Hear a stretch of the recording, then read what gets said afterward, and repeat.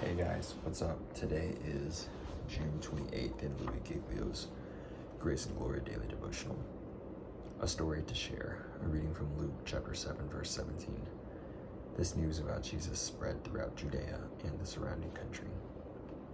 When Jesus brought a young man back to life, the people around who saw it erupted and worshiped God. They couldn't stay silent.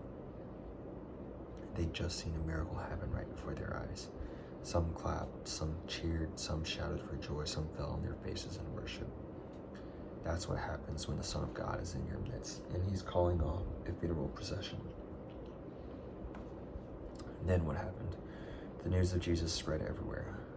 When we're worshiping God, we're seeing him for who he truly is, a God who has power over everything, even death. When you get that view of God in your mind, you can't just quietly go on your way, doing business as usual. Seeing God's resurrection power shifts everything, and you suddenly become eager to tell everyone, I've seen God raise a person from the dead. You may not feel like you have a story worth sharing, but if God has raised you from spiritual death and into spiritual life, you have a story to share. I think one of the things about being able to share our testimony, our story, is that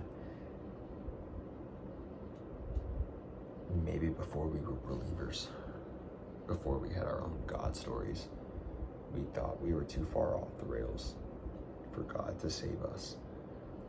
And when we do become believers, we realize that he saved us and he was with us every step of the way. And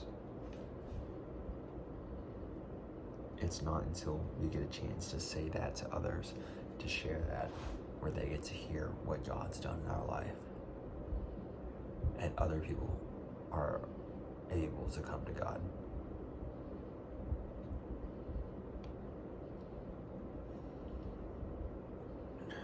Our past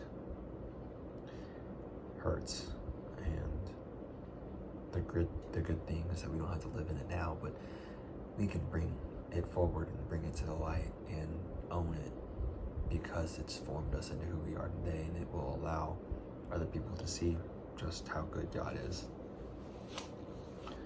The prayer today says, God, when I think about how you've changed my life, I rejoice and recognize your great faithfulness.